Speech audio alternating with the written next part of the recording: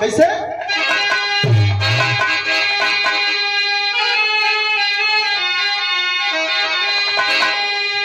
कि कम धृतराष्ट्र कंधारी कमगीन थे,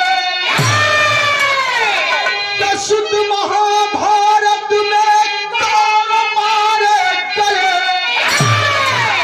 कि सांत्वना देन पांडा मुरारी के संग, पिता सभी हस्तिनापुर पधारे गए।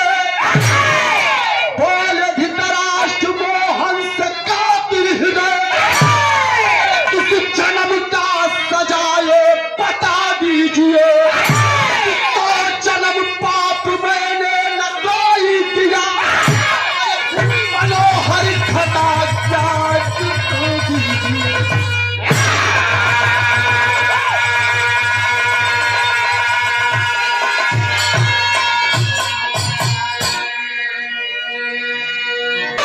कि महाभारत का लड़ाई 18 दिन तक भइल है और महाभारत के लड़ाई का रिजल्ट रहल कि 100 भाई कौरव अहंकारी लड़ाई के मैदान में मारल गइलन और 5 भाई पांचों पांडव साबित बचलन। अच्छा तो आज भी केहू के घरे केहू मर जाला तो लोग सांत्वना दे बदे दुआर करे बदे लोग जाला ना भैया। वही तरह हस्तिनापुर के गद्दी पर बैठल राजा धृतराष्ट्र सांत्वना देव देखे पहुंचल भगवान श्री कृष्ण जी, व्यास मुनि, माता कुंती, पांचों पांडव। अच्छा तो हस्तिनापुर का राजा धृतराष्ट्र जन्म से अंधा हुआ। भगवान श्री कृष्ण जी कयाहट पौलन पूछे लगले, कहो सरकार हम कौन ऐसा गलती कैली कि महाभारत के लड़ाई में हमारा 100 लड़का मारल गए? भगवान कले की बात हमसे पूछत हुआ? हे फुफा, आप स्वयं ज्ञाता हुआ, अपने योग दृष्टि से देखला कि कौन ऐसा गलती कैला कि तोहरे जिंदा रहता है तो हर 100 लड़का लड़ाई के मैदान में मार गए। राजा धृतराष्ट्र योग दृष्टि से पंचो देखलन तो देखत हुआ कि 100 जन्म पाप कैले ना हुआ, खाली पुण्य कैले हुआ, भला कैले हुआ। कहना है कि 100 हम 100 जन्म भाई पाप ना कैले है, 100 जन्म पुण्य कैले है। कहना कई जन्म देखला? कहना 100 जन्म। कहना फुफा 2-4 जन्म और आगे बढ़ जा। जब 101वां जन्म में राजा धृतराष्ट्र योग दृष्टि से देखलन तो अखिया से झरझर आंसू गिरे लगल। भगवान कहलन कहे रोवत हुआ फुफा? कहना मत पूछा, जमन गलती कैली 101वां जन्म में वो गलती बहुत परियार रहल। कहना कौन गलती कैला? कहना जायदा मत पूछा, का नहीं बतावा जौने गलती के कारण तोहार लड़का महाभारत के लड़ाई में मारल गई। का बतौला है राजा बिहार का तर्जबा?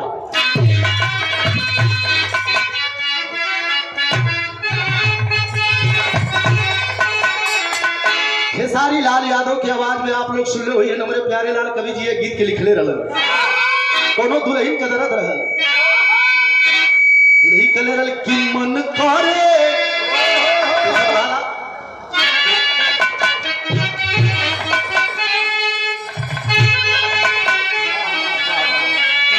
बोले रहल, अरे मन करे सिलवट पर अरे कुछ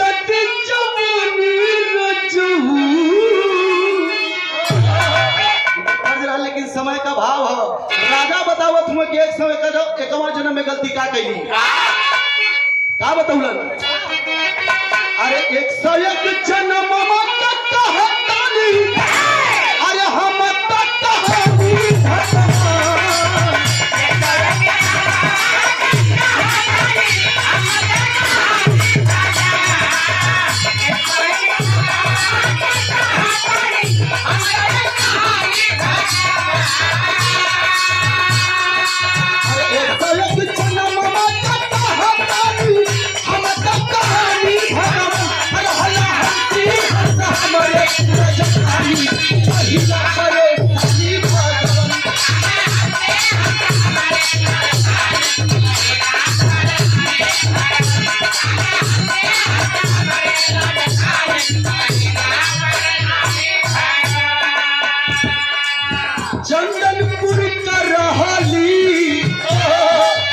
हम मोती नजर की हंसी हंसत हल सारा कुछ के जनमला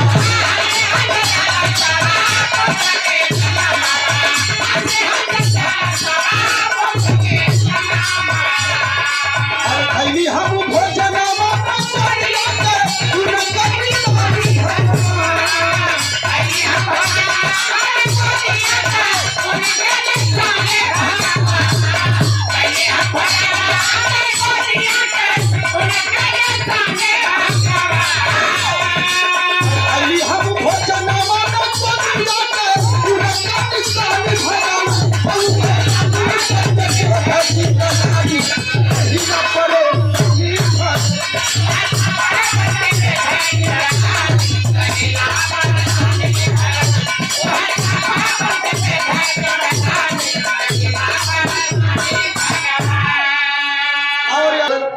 उन्हन के बारी बारी से खाई गई वह हंसी हंसा के श्राप लगल जौन की हमार लड़का महाभारत की लड़ाई में मारल गई।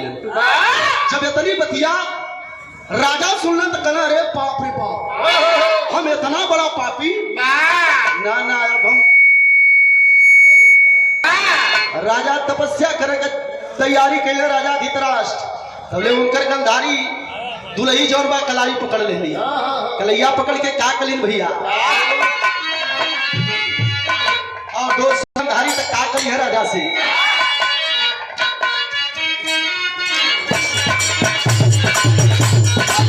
यो गीत कवि जी का लिखल है प्यारे लाल कवि जी का दोनों दुल्हन अपना दुल्हा के मना कहिए रहे या जली जाई हा हो पुरु बाबा आई हो रामा जाई हा हो पुरु बाबा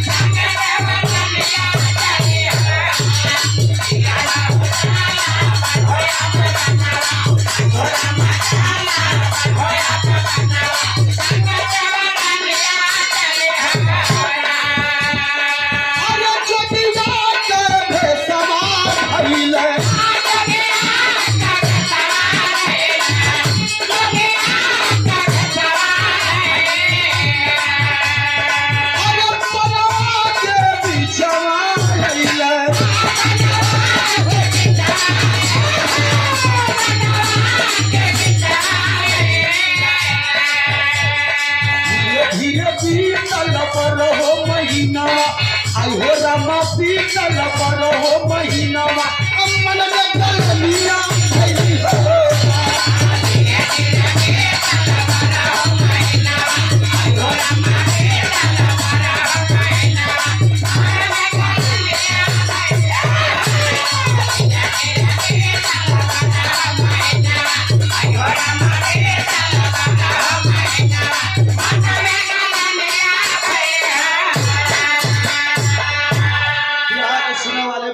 कहानी समझ ली है बिरहा आप लोगों के दिल दिमाग में हो जाएगी। राजा धृतराष्ट्र कहना जवन हम पाप कैले ही वो पाप से मुक्ति पावे बदे जंगल में चल के तपस्या करब भैया सीटी न दे चल के जंगल में तपस्या करब तपस्या करे के तैयारी कैली तो गंधारी कहली कि तो ही न चलबा हमहू चलब देवरानी चली आई पांचों पांडव भी चलिए तोहरे साथे राजा के ले के पांचों पांडव माता कुंती माता गंधारी व्यास मुनि भगवान श्री कृष्ण जी जंगल में पहुंचल जंगलवा में छोड़ के भगवान श्री कृष्ण जी व्यास मुनि अपने घरे चल गए और राजा के तपस्या करत कितना दिन बीतल कितना 1 साल 1 साल बीतल तो एक दिन व्यास मुनि भगवान श्री कृष्ण जी से कल बैठा हो गया नहीं मत दा इनाम लेकिन हल्ला मत कर व्यास मुनि भगवान श्री कृष्ण जी से कहे कि कहो सरकार राजा के तपस्या करत 12 महीना बीतल चला, तनी हाल चाल पूछ लेवल ना कि का हाल चाल बा। 12 महीना बाद भगवान श्री कृष्ण जी व्यास मुनि वही जंगल में गईलन। राजा धृतराष्ट्र यही तरह तपस्या पर बैठल हलन। राजा के आहट लगल, भगवान श्री कृष्ण जी से सवाल कर दिलन, कहना कहो सरकार, आप दुनिया का मालिक हुआ प्रभु, एक सवाल है बिरहा सुने वाले भैया, यही वजह दिखाई बिरहा हम गौली है। राजा सवाल केलन भगवान श्री कृष्ण जी से आंख में आंसू लेके कि कहो सरकार, हम 100 जन्म पुण्य कैले हई, 1 जन्म पाप कैले हई, 1 जन्म पाप को हमके इतनी बड़ी सजा दे देला कि हमार 100 लड़का मार गए। ये सरकार, हम 100 जन्म पुण्य भी कैले हई, 1 जन्म का सजा हमार 100 लड़का मर के चुकौलन, तो हमके 100 जन्म पुण्य के बदले हमके का देला। भगवान श्री कृष्ण जी कहलन कि 100 जन्म पुण्य के बदले आज हमसे मांगला, जवन मंगवा तो के यही ठिया दे दे। तो देखा राजा धृतराष्ट्र 100 जन्म पुण्य के बदले का मंगलन भगवान से, और 1000 जन्म के पुण्य के बदले भगवान श्री कृष्ण जी से का मंगलन।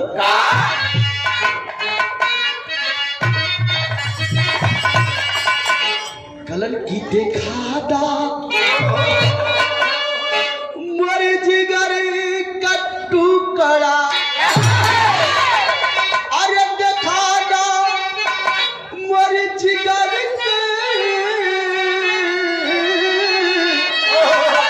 हो, देखा दा मोरी जिगर का टुकड़ा कि मरे जो कुरुक्षेत्र में बीरावन के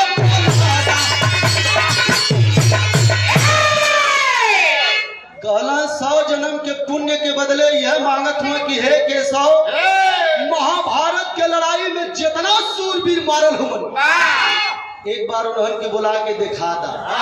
भगवान कर फिर तो यही माया में झुरिया गईला। हम दिखावा वाला काम ना करीला, व्यास मुनि के कहना कि ले जाए के दिखा दा। दिखाई हुआ आधर देख पावत ना हुआ, लेकिन सवाल कर दिले हुआ, मांग लेना कि दिखा दो मोर जिगर का टुकड़ा। दिखावे का बात हो, लेकिन दिखावे बदे व्यास मुनि कैसे चलन कि के साथ में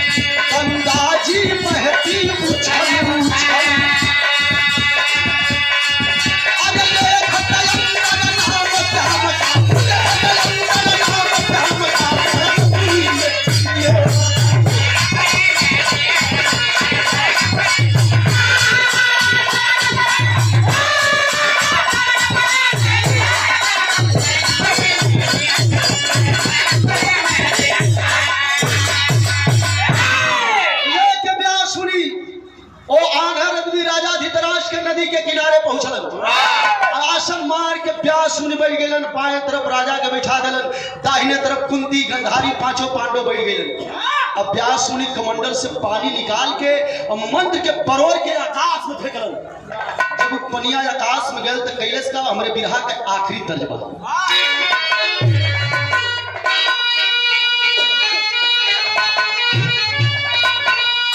एक तर्ज के श्यामदेव प्रजापति जी गावल नाधाऊ कर है कुलटेरुआ गावल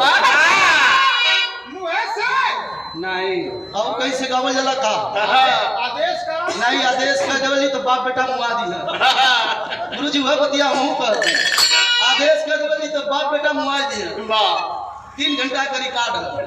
धन्यवाद बाप बेटा, अच्छा का खाए के तू पैदा के लिए रखा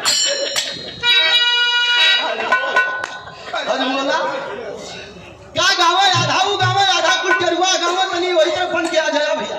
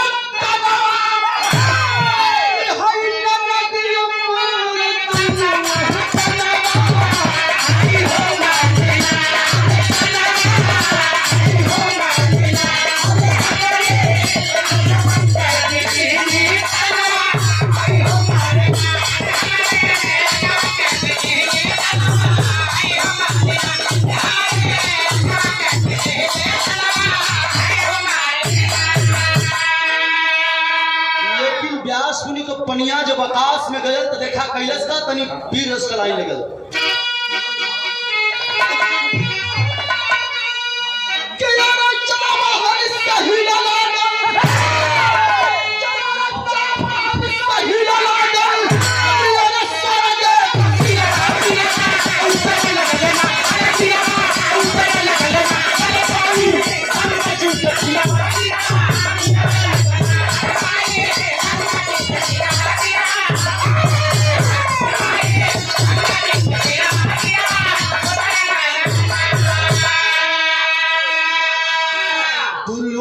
दुशासन उतरे कर्ण वीर भीष्म पितामह उतरे अरे अभिमन्यु ज्ञानी सब लोग उतरल है लेकिन एक लोग ऐसा उतरलन जिके देखले के बाद वहां के लोगन का कलेजा फट गल उतरल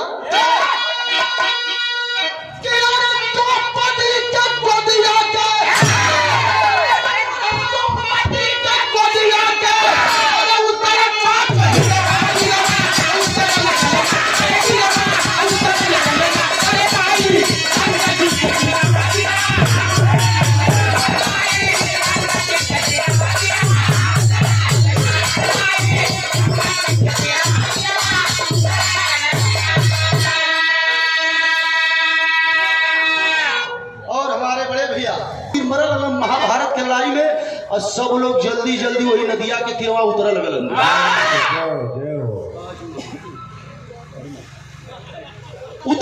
लोग और जब सारे लोग उतरलन द्रौपदी का 5 लड़का जौन महाभारत में धोखे से मारल हलन वो लोग उतरलन सबके देखा था भीष्म पितामह उतरलन अभिमन्यु उतरलन कर्ण उतरल 100 भाई कौरव उतरलन और वही में शकुनी मामा लास्ट में उतरल तो देखा सरवा दोबारा आया तब वो कहता फेंक भैया अच्छा तो मामा यही जन्म में कुछ दोगला ना हो कई जन्म दोगला ना सब मामा ना 2-4 थे लाइसेंसी मामा लेकिन सब एक दूसरे के 5 पांडव सब लोग एक दूसरे के देखा था लेकिन राजा धृतराष्ट्र कोई के देख तब व्यास मुनि के सामने जाके राजा का कहलन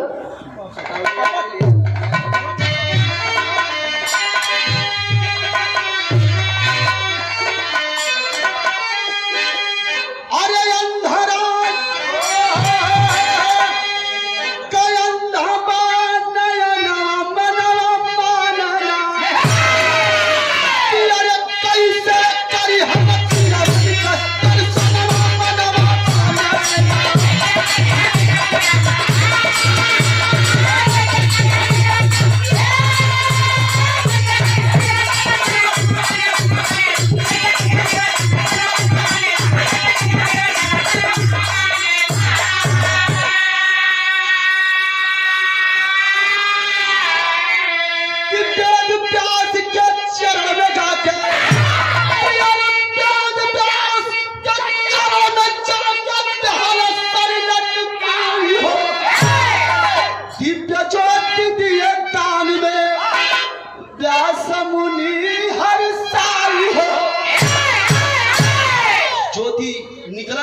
से व्यास मुनि के जाय के राजा धृतराष्ट्र के नयन में प्रवेश कैलस तो देखा जन्म के अंधा के भयल का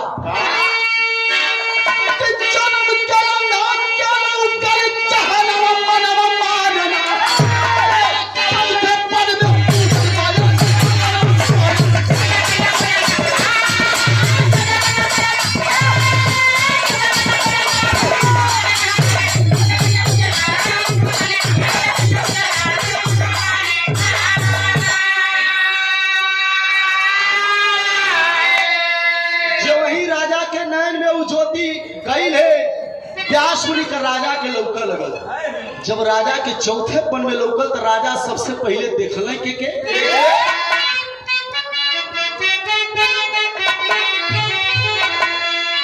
कि ज्योतिया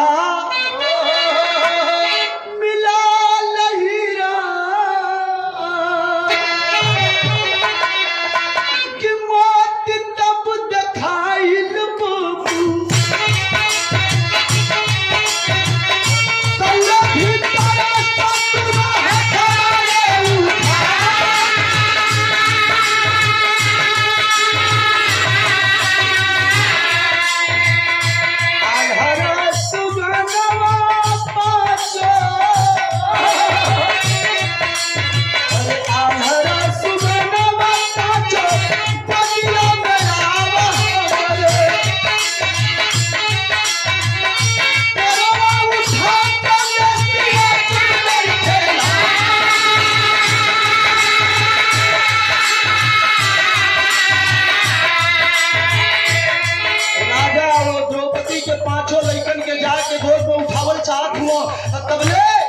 वो पांचों लइकवा का कहलन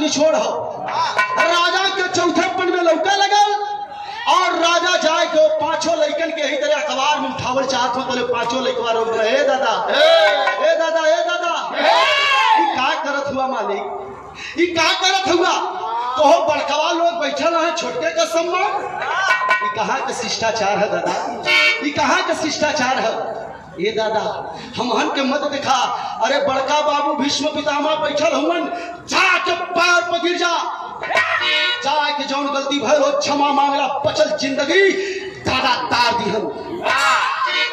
अब वो पांचों लइकन के बात मान के राजा धृतराष्ट्र सबसे मिले लगलन लेकिन वो पांचों लइकवा गंगा जी के नदी से निकल के धीरे धीरे ठुमुक ठुमुक ठुमुक कहा गई जहां व्यास मुनि बैठल हलन। जब व्यास मुनि बैठल हलन तो पांचों लइकवा जाके हथवा जोड़ के व्यास मुनि से बड़ी ऊंची बात कहलन का कहलन हमारे बिरहा के पंधारी में भाव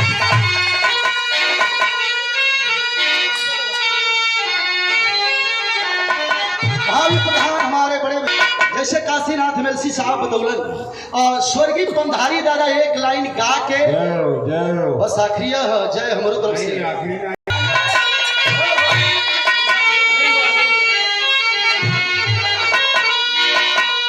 पंधारी दादा का धूम ना है लेकिन पांचों लइकवा व्यास मुनि से का कहलन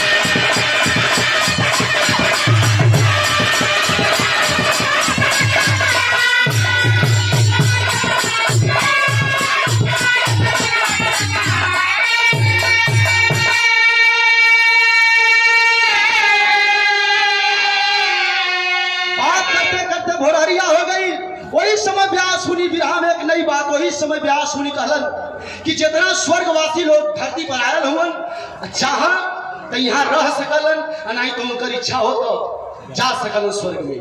फिर व्यास मुनि परोर के पानी मरलन और जितना स्वर्गवासी लोग आलन पुनः स्वर्ग में गईलन जे जैसन कर्म करी आज ना तो कल कल ना तो परसों परसों ना तो नरसों करे कर्म का भोग दुनिया में भोग के होके जाए के आखिरी भाव लिखल गया गुरु बिहारी गुरुपति बिरहा में परम पुनीता काशी बुल्लू राम कृत की शिष्या बनी अनीता।